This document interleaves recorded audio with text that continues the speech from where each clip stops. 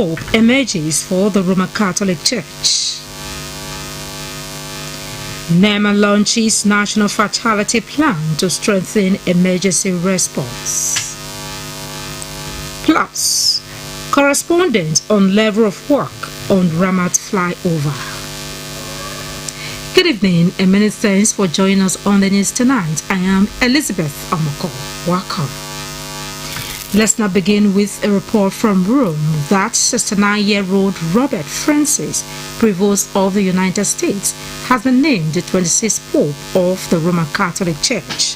This was after a white smoke had risen from the chimney of the Sistine Chapel, signaling the College of Cardinals had chosen a new Pope. The new Pope emerged out of the 133 cardinals sequestered in the Vatican since May 7. And back home in Nigeria, the House of Representatives has urged the federal government to establish more compressed natural gas (CNG) conversion centers across the country. Adopting a motion by Deputy Minority Leader Aliyu Madoki, the House believes that conversion of vehicles to CNG will bring down the cost of living for Nigerians and call for equitable distribution of the CNG conversion kits and centers across the geopolitical zones of the country.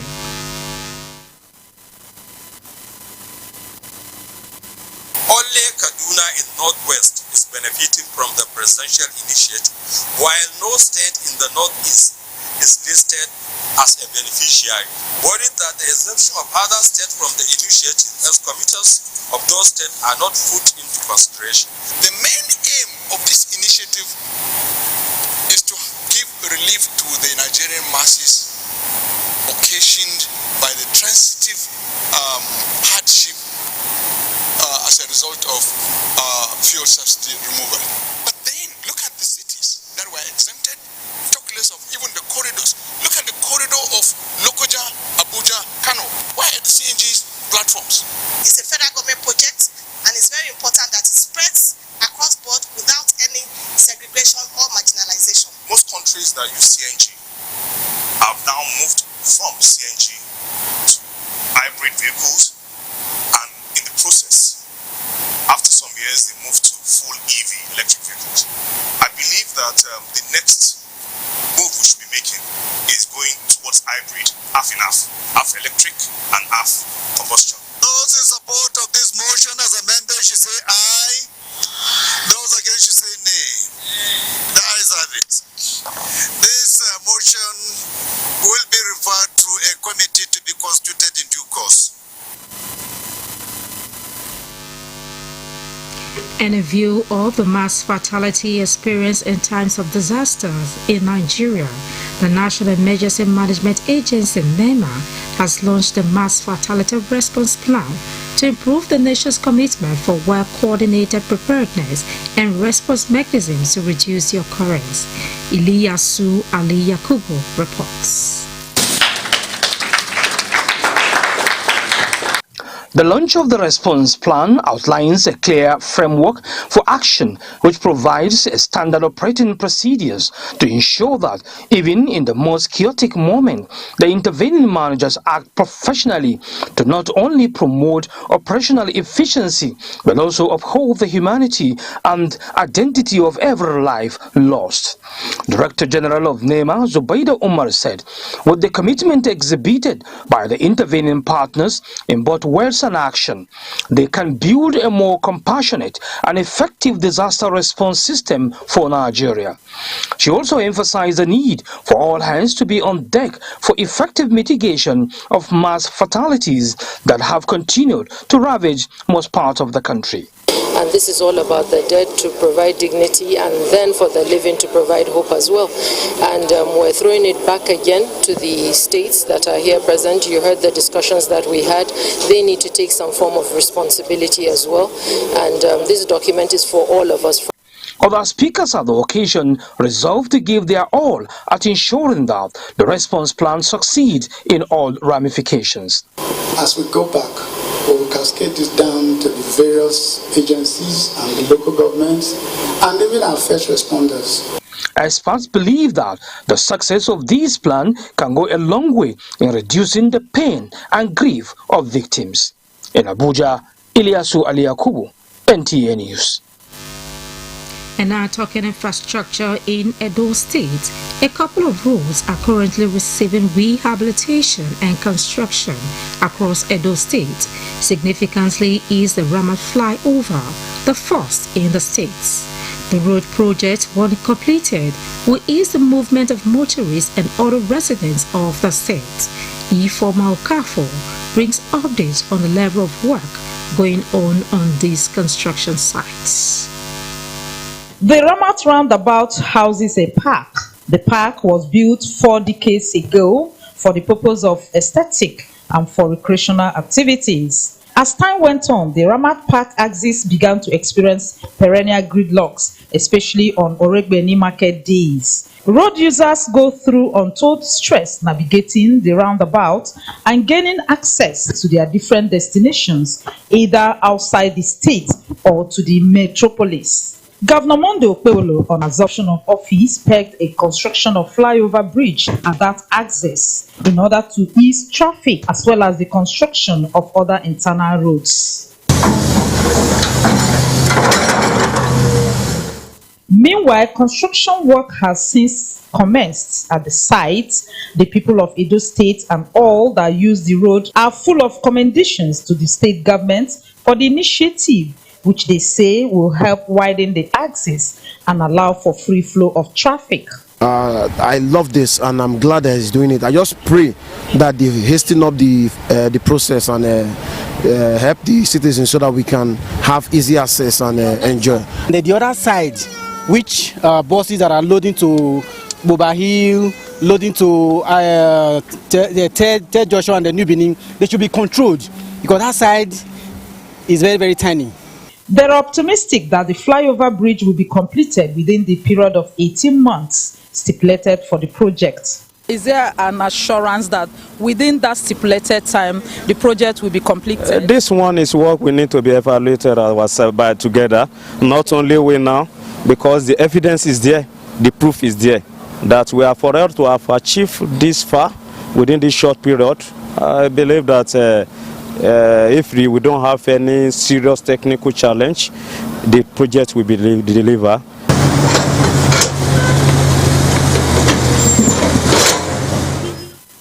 In Benin, Ifoma Okafo, NTA News. This is NTA Benin News at 7. More on road infrastructure when the news returns. Stay tuned. Discover the perfect getaway at Rollers Resort and Hotel, where exceptional service meets unforgettable experience. Our beautifully appointed rooms offer comfort and relaxation after a day of exploration. Refreshing swimming pools and exquisite wining and dining options, sumptuously prepared local and continental cuisines, and our shawarma is to die for. Explore our well-suited event center, conference hall, and ample parking lots for all our guests. It's so welcoming and inviting. Visit us at 104 Sapelo Road beside Con Oil Filling Station, Benin City, or book your stay right now at www.rollershotel.com or call these numbers and create memories that last a lifetime. Rollers Resort and Hotel, where ballers roll out in numbers.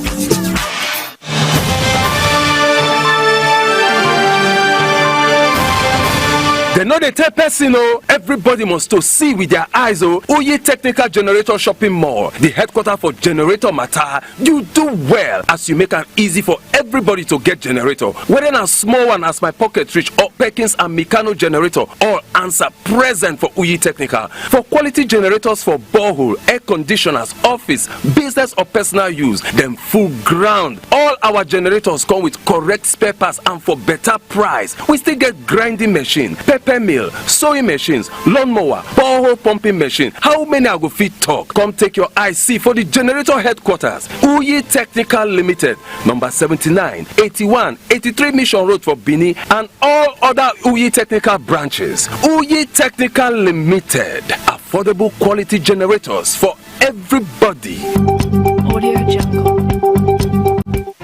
next time you visit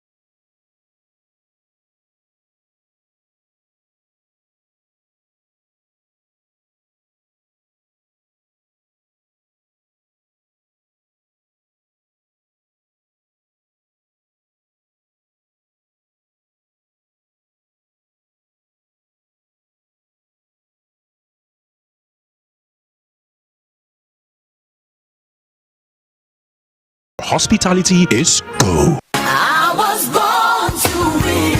Firstborn Ministry presents 3 days explosive crusade. Team: Firstborn, Born to Live, Born to Prosper. Date: Thursday 8 to 10th May 2025. Time: 3 p.m. daily. Venue: Youth House, 120 Akbaba Road, Benin City. Host: Pastor Greg Iyayi Esquire. For inquiries, contact 0805 314 3751, 0913 343 7287, or 0810 822 6222. Come, a blessing awaits you. Jesus is Lord.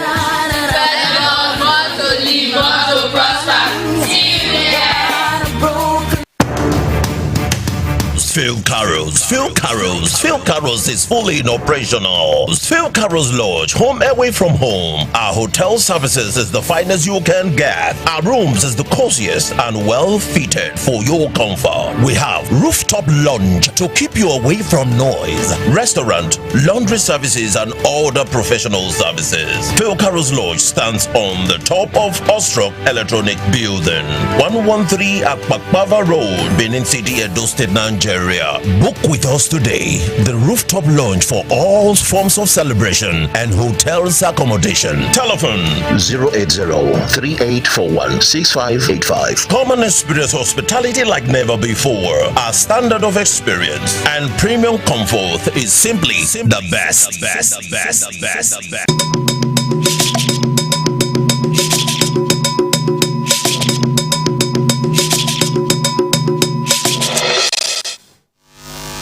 A million thanks for your time.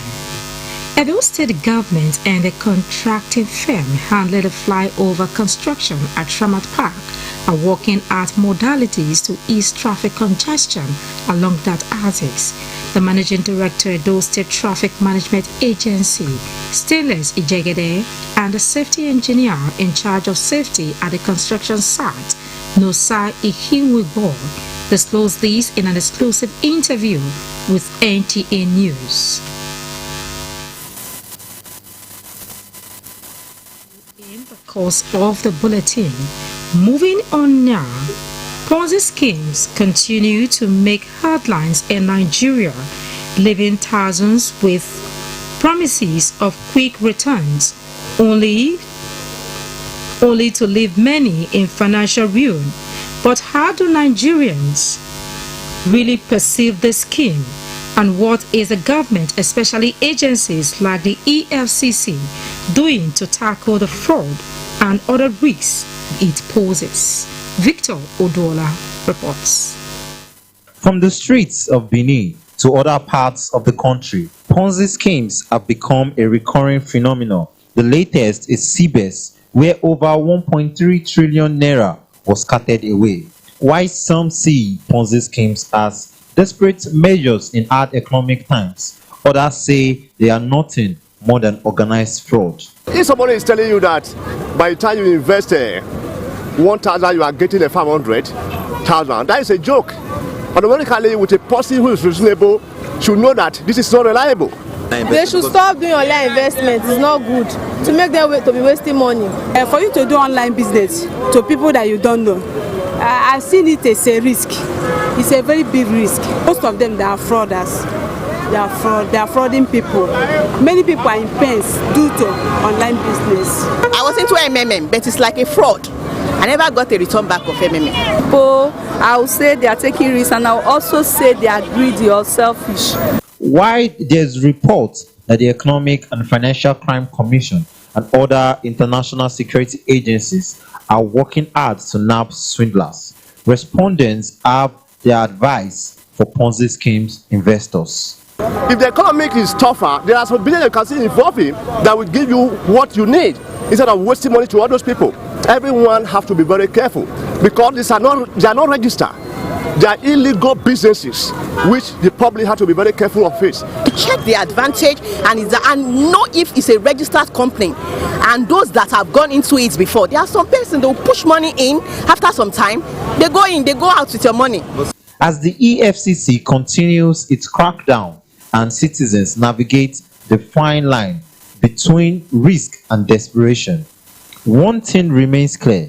Experts say combating Ponzi schemes in Nigeria requires a combined effort of awareness, regulation, and economic reform. In Benin, Victor Odwola, NTA News. In the meantime, the Ministry of Police Affairs and the Police Service Commission are strengthening ties to support the Nigeria Police Force in delivering a more efficient, accountable, and citizen-focused policing system. Francis Form reports that Chairman of the Police Service Commission, Hashimu Arungu, commended the collaboration, describing it as a vital step towards building more effective synergy between the two government agencies.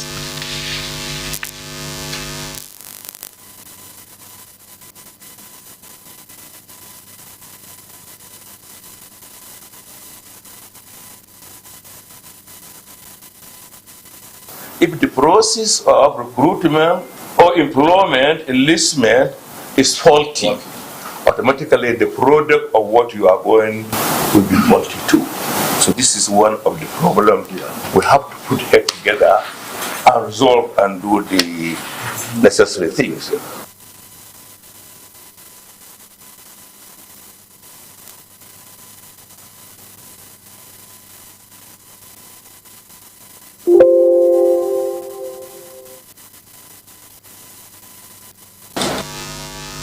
And back to our earlier reports where we told you that the Edo State government and the contractor firm handling the flyover construction at Ramat Park are working at modalities to ease traffic congestion along that axis. Over to you, good luck.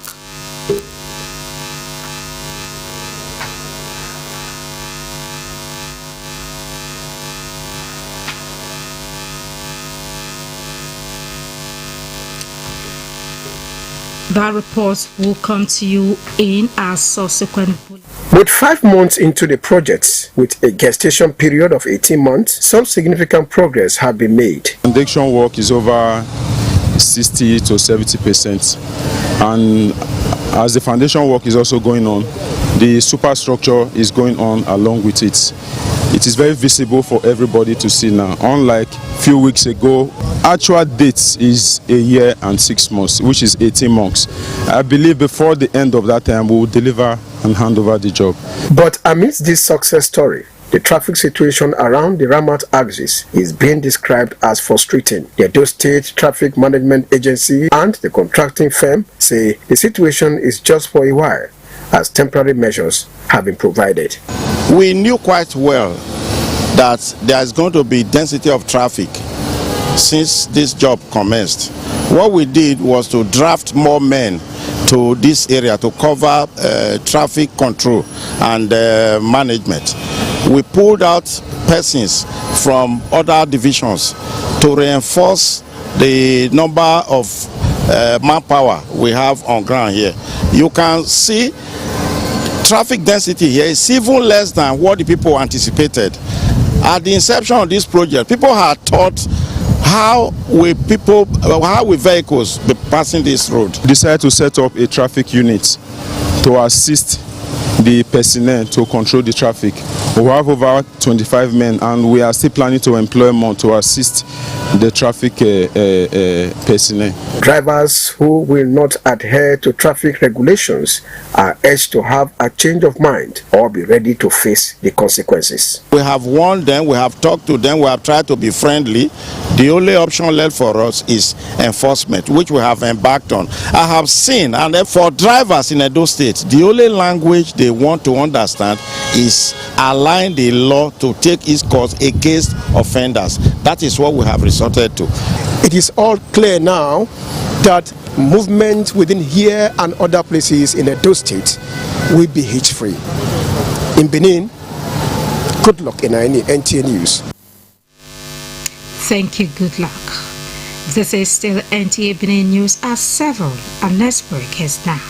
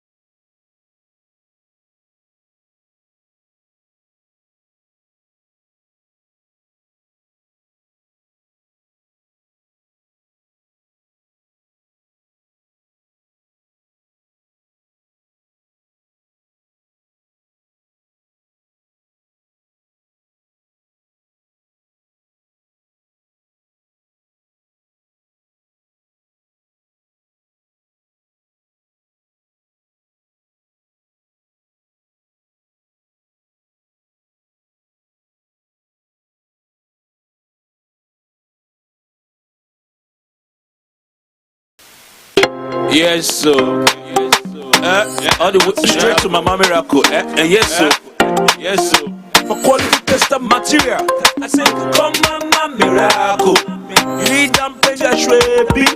You know what disappoint you. No be lie. See clarity, see plenty Ashwebi for Mama Miracle Store. EJ Mama Miracle Store. This one too much. Oh, see all kind of waxy, whether na London wax, Nigerian wax, high target, Hollandese, brocade, Kampala, lacy, Yasegbe hair tie. All day oh, whether for one by one retail or for plenty boku buy of wholesale. Mama Miracle Store, he get all boku. Make you come collect her now. No need to the holla say I want Ashwebi. Now only 20 I see. I not see reach 50. Foul. Mama Miracle Store. He don't get that now. Any kind design where you want it. Any amount of number where you want it. Mama Miracle Store get them. Make you waka enter. See him sit down for the head office 211 Motala Muhammad Way. The story building where they near Ekiosa for 30 Sekula. Mama Miracle Store. This one a big miracle.